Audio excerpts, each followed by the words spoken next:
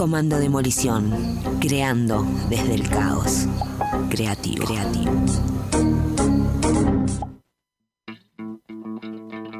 Continuamos en Comando Demolición y ha llegado el momento de la entrevista del día. Ya lo tenemos en el aire de la radio comunitaria El Broti de Comando a Diego Aranda. Él es integrante de la Asamblea Parabachasca, asamblea que hace un día atrás, hace muy poquito, hace un par de días atrás, publicó un comunicado en donde se preguntan quiénes están incendiando y loteando las zonas de alto valor de conservación de monte nativo alrededor de la traza de la autovía Ruta 5 en el Valle de Parabachasca.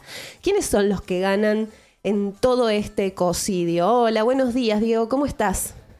Hola, Caro, muy buenos días a toda la audiencia de la radio, muchas gracias por el contacto. Por favor, gracias a vos y gracias también a todo el trabajo que vienen realizando las brigadas y las distintas personas que habitan y que defienden y guardianan todo el Valle de Parabachasca. Diego, se quemaron 1.100 hectáreas en el Valle el domingo 27, el domingo pasado, hacíamos el cálculo, en una hectárea, para toda la audiencia y para decodificar un poco los números, en una hectárea entran casi 2 canchas de fútbol. Hagamos la multiplicación por 1.100 hectáreas. Terrible, se está quemando todo el monte nativo. Esto es realmente un ecocidio. Queremos conversar con vos de todas las implicancias políticas que trae este ecocidio, sí, como bien lo mencionábamos. Sí, bueno, y a eso sumarle que esto tiene una frecuencia y una recurrencia, los focos de incendio, ¿no? En los territorios, en los valles serranos. Nosotros veíamos que en el 2020 en Parabachasca solamente se había quemado la mitad del monte nativo de todo el valle. En esos incendios fueron tremendos para este valle, y de allí para acá todos los años se fueron incrementando los incendios forestales al llegar al día domingo, donde en un solo día se quemaron más de 1.000 hectáreas, ¿no? Y nosotros, bueno, como parte de ese comunicado también nos hacíamos preguntas y también invitar a quienes habitan este territorio a poder reflexionar sobre esas preguntas, ¿no? Sobre todo, ¿por qué siempre los incendios forestales se producen y se inician en los mismos lugares, ¿no? Cómo va cambiando la geografía, el ambiente y el uso del suelo en esos lugares cuando uno vuelve año tras año en los incendios.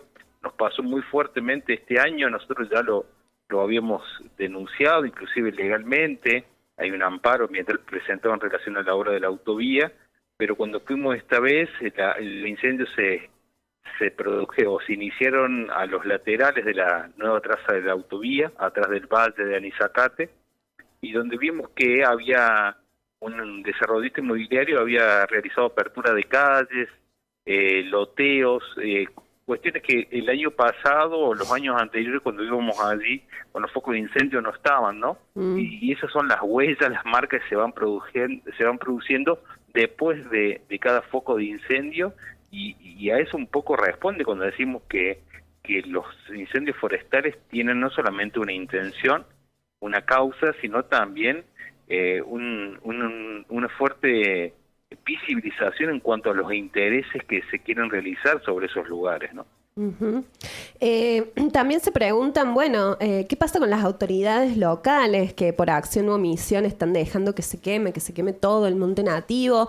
¿Hay presentado, tienen conocimiento de que haya presentado algún desarrollista de estos donde estamos viendo, como mencionabas vos, que están abriendo calles, que están, bueno, ahí haciendo la suya, frente a las autoridades municipales, locales o comunales? ¿Está habiendo ya la presentación de nuevos proyectos inmobiliarios? Mira, bueno, se da la particularidad acá en Parabachasca que la traza de la autovía marca ahí como una línea también en cuanto a jurisdicción de ejidos municipales y comunales. Una parte corresponde a zona gris, ¿no? El cual debería ser la comunidad departamental, regional, la que debería velar por ello. Y en otros lugares, un poquito más adelante, más cerca de las rancheritas, vemos cómo los pulmones de monte nativo que van quedando alrededor de la traza de la autovía, rápidamente aparecieron los carteles de venta de esos lotes. Inclusive ayer veíamos algunas publicaciones de que aparecieron justamente el día martes, un día, 1 o 2 días después de los incendios, inclusive que se cambiaban lotes por autos, ¿no? Decía la publicidad del desarrollista inmobiliario: entrega tu auto y te llevas un lote.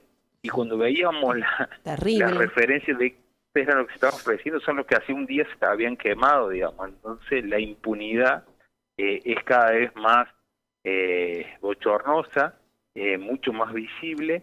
Y bueno, digo, nosotros siempre hemos creído y afirmado que no se producen estos avances sobre esos lugares sin que haya complicidad, ya sea por acción o omisión de las autoridades locales, ni hablar provinciales, ¿no? Como asamblea, ¿tienen pensado presentar algún tipo de amparo nuevamente? ¿En qué quedó el amparo frente a la autovía? Porque esto sería, la consulta la hago en realidad en función de todo el movimiento de tierra que están haciendo los privados alrededor de la autovía. Pero bueno, también está ese amparo. ¿Han tenido respuesta? ¿Cuál es la respuesta que les dan? ¿O es silencio absoluto y total impunidad? Sí, no, mira, ese amparo lo presentamos nosotros en agosto del 2020, en la misma fecha que empezaba la audiencia pública por la obra de la autovía. Han pasado 3 años y nunca hubo, no solo no hubo respuesta, sino no hubo movimiento. Sí, para destacar que en ese momento, dentro del material probatorio que nosotros presentamos, le dijimos que la traza de la autovía estaba pasando por la cicatriz de incendio que se había llevado a cabo ese año. Bueno, nunca tuvimos respuesta de eso. Dijimos, van a hacer una traza de autovía por la cicatriz de incendio. Nunca hubo respuesta de eso. Han pasado casi 3 años de ello. Está todo eso en la Cámara de Contencioso Primera, a cargo del doctor Leonardo Massimino. Y nunca hubo ni movimiento, ni respuesta, ni siquiera nos llamamos. Nosotros fuimos incorporando material probatorio, fuimos denunciando.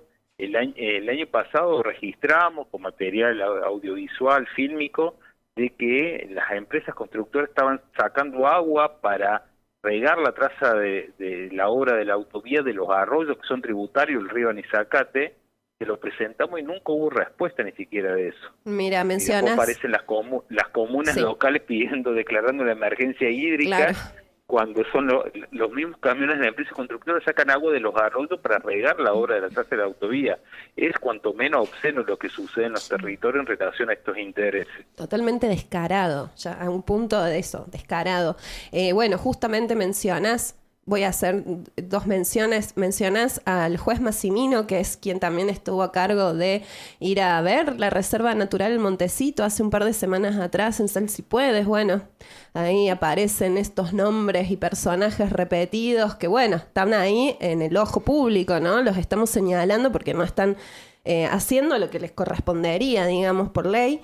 Y por otro lado, el agua, ¿no? Como un recurso vital, un recurso o un bien común, mejor dicho, un bien de todos, que no desaparece y no vuelve, ¿no? ¿Cómo están pensando este escenario a futuro, la Asamblea?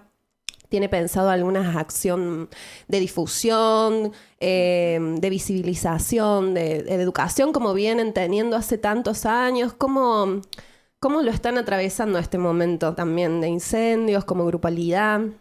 Bueno, es complejo el panorama, complejo porque también es complejo en términos políticos, ¿no? En un año electoral hay algunas prioridades, digamos, que adquieren diferente escala, por llamarlo de alguna manera. Creo que es muy complejo, el panorama este año viene siendo complejo y paradójicamente o no, pero las consecuencias de lo que está pasando en los territorios, incendios, minería de cantera, desarrollo inmobiliario, obras de autovía, son cada vez más visibles.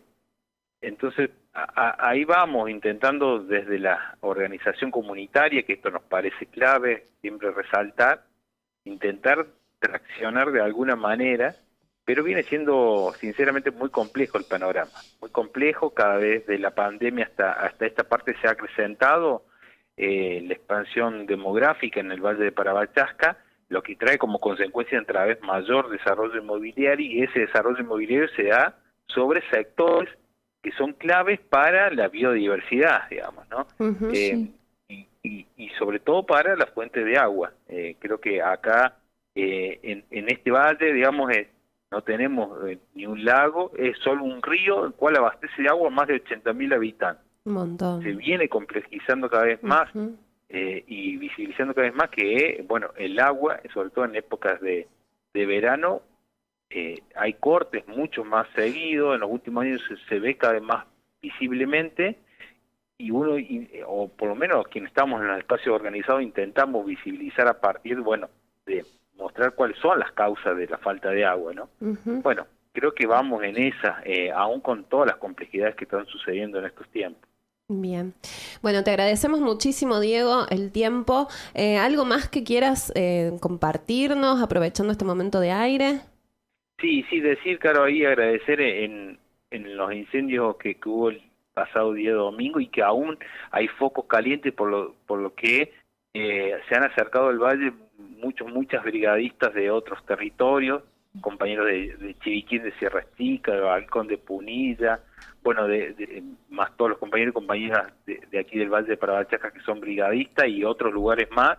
Creo que eso viene siendo fundamental, ver cómo el trabajo comunitario de este y otros territorios están presentes cada vez que es necesario. Creo que eso es fundamental poder recalcarlo, y son los mismos compañeros que ahora están allí en Calamuchita, en la zona de Potrero Garay, así que eso sí nos parece importante resaltar y no dejar de mencionar. Totalmente, destacar y agradecer, y bueno, cómo se co-crean estas redes, ¿no? Mientras el sistema sigue apelando a destruir, a romper y a desarticular, los territorios siguen resistiendo y guardianando. Muchísimas gracias, Diego. No, a ustedes les mando un abrazo. Seguimos en contacto. Continuamos con Comando Demolición.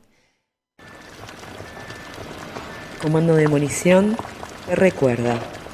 No se dice qué calor, se dice qué desmonte, ¿no?